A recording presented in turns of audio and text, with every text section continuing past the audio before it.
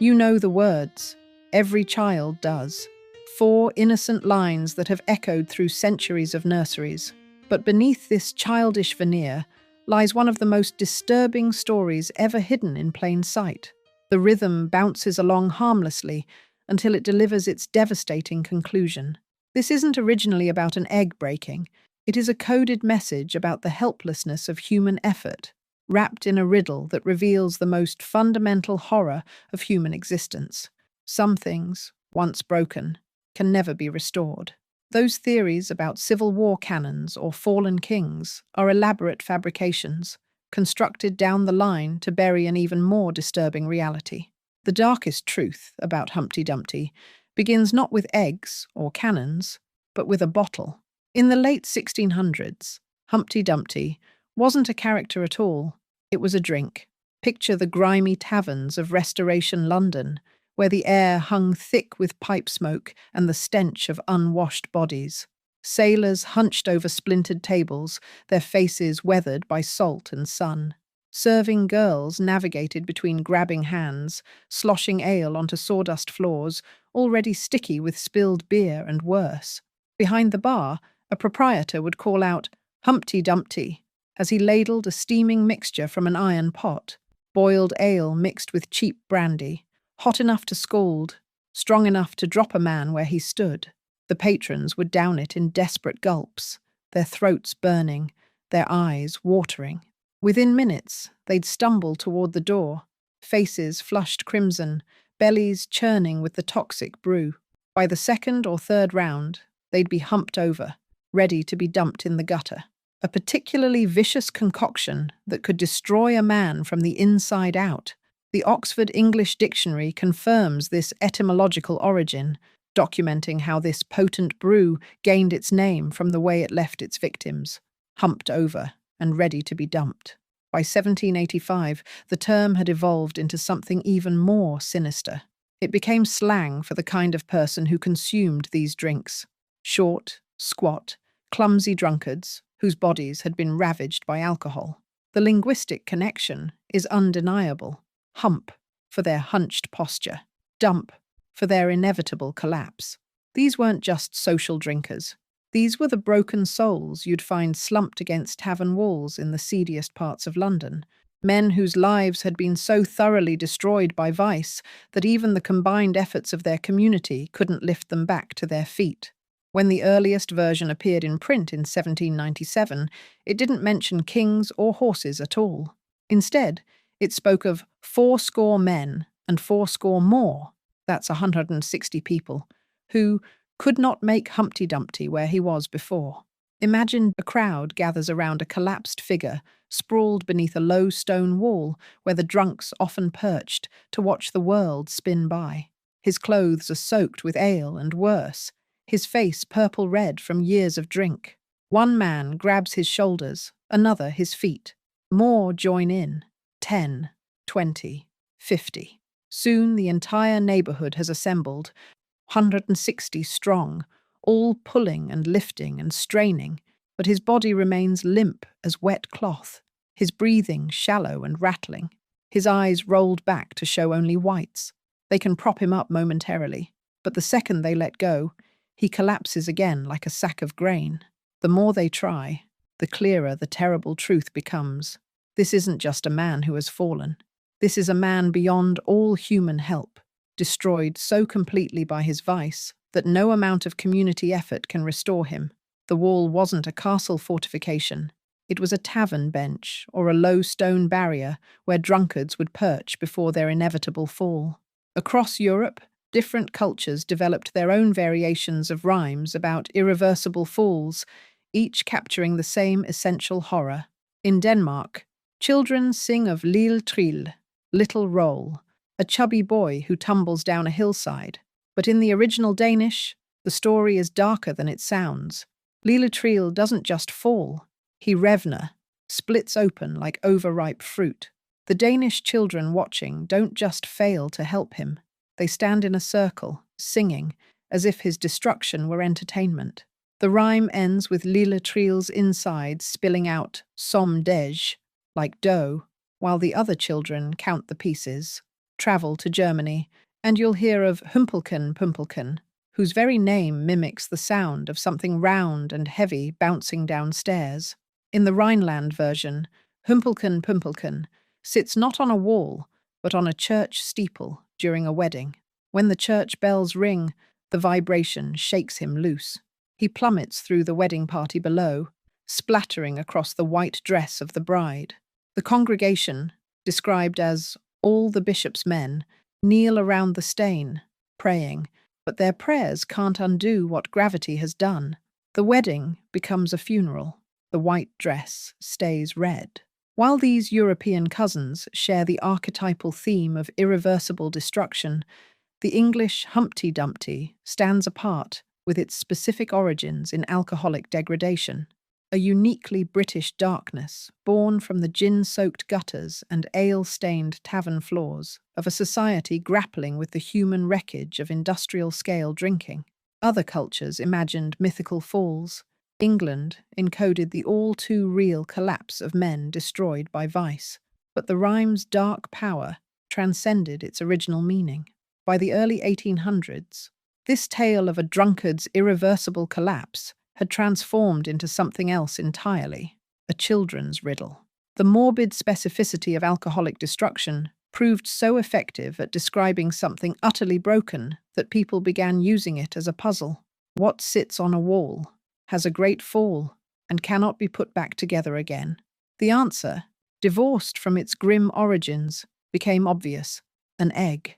This transformation appears in collections like Gamma Gurton's Garland as early as 1810, where illustrations began depicting not a ruined man, but an anthropomorphic egg. The riddle format stripped away the social commentary, leaving only the pure mechanics of destruction.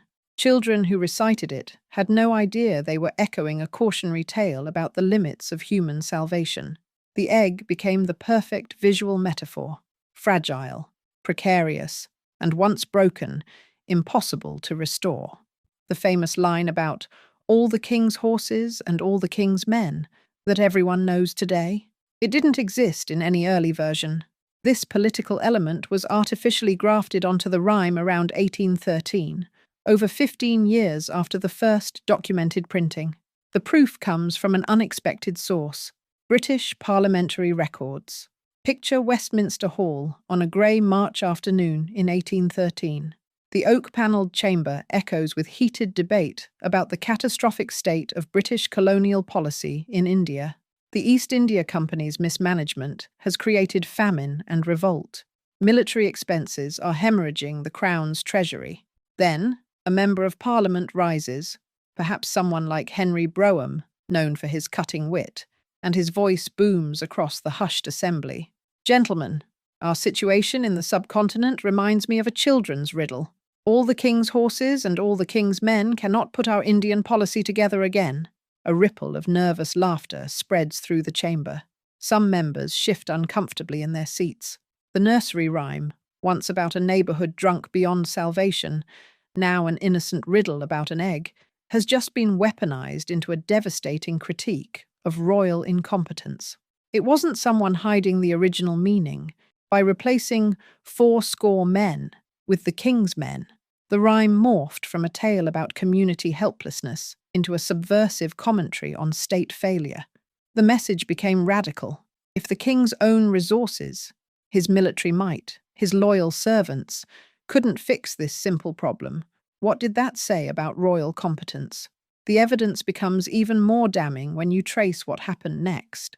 In 1835, yet another version appeared, this time declaring not all the king's money nor all the king's men could solve the problem. The critique had expanded from military failure to economic impotence. Each revision didn't hide the past. It layered new meaning on top, creating a palimpsest where each generation's anxieties obscured those that came before. Once you understand this process of cultural layering, the popular historical theories about Humpty Dumpty's origin reveal themselves not as ancient truths, but as modern fabrications. These false narratives have been repeated so often that most people accept them as fact. Take the most famous claim: that Humpty Dumpty was a massive cannon used during the 1648 siege of Colchester in the English Civil War. According to the legend, this monstrous piece of artillery sat atop the walls of St. Mary's by the Wall Church, its bronze barrel gleaming in the summer sun. The royalist defenders had christened it Humpty Dumpty, perhaps for its short, squat shape, or the way it seemed to teeter precariously on its mount. For weeks, it thundered death upon the parliamentary forces below, its iron balls smashing through ranks of Roundhead soldiers. Then came the fateful day. A parliamentary cannoneer, perhaps trained in the new Model Army's artillery corps, aimed his own gun with deadly precision. The shot struck not the cannon itself, but the ancient wall beneath it. Stone exploded outward in a cloud of dust and debris. The great cannon tilted, teetered, then toppled with an earth-shaking crash into the rubble below. The bronze barrel cracked upon impact, the iron mounting twisted beyond recognition. Royalist soldiers scrambled down into the destruction, ropes and levers in hand, desperate to salvage their most powerful weapon. But the cannon lay shattered among tons of collapsed masonry. All the king's horses pulling, all the king's men lifting, couldn't raise Humpty Dumpty to his perch again. It's a compelling narrative that transforms a nursery rhyme into coded military history. There's just one problem. It's completely fabricated. Its defenders ignore the fatal, unresolvable flaw. The canon legend, like the Richard III myth, depends entirely on the all the king's horses and all the king's men line for its entire narrative. Yet the 1648 siege predates the very existence of that line by 165 years. The story collapses on a simple matter of dates, a chronological impossibility. Even if one ignores this, the Victoria County history of Essex, after exhaustive research through contemporary accounts, military records, and local archives, formally concluded there is no evidence to support the suggestion of any connection between the siege and the nursery rhyme. This canon story wasn't even invented until around 1980. For over 300 years, nobody connected this rhyme to Colchester. Then suddenly, in the late 20th century, someone created this elaborate historical backstory and managed to convince millions it was true. The pattern repeats with every supposed historical origin. The theory about Richard III, the hunchbacked king who died at Bosworth Field in 1485. It requires the king's men line that wouldn't be added to the rhyme for another 328 years. The Gloucester siege engine hypothesis, proposed by an Oxford professor in 1956. Pure academic speculation with zero contemporary evidence. Each new theory doesn't hide the original meaning. It buries it deeper under layers of more exciting interpretations. Each new layer obscured the last, not by conspiracy, but by cultural evolution. The egg imagery, though a later addition from the riddle tradition, is paradoxically honest. It reconnected the rhyme to an ancient truth. An egg's purpose is to break. It doesn't get reassembled. It either transforms or it rots. Its destruction is its meaning. You see this truth everywhere. A reputation shattered by scandal, a mind broken by trauma, a moment of trust lost to betrayal. No amount of power or resources can unmake that fracture. The rhyme endures because it speaks to this primal fear. We are all Humpty Dumpty, perched on a wall, and some falls are forever. This is the secret layered within the nursery. Authority is an illusion. Restoration is a lie. And the king's horses and men aren't coming to save us. They never could.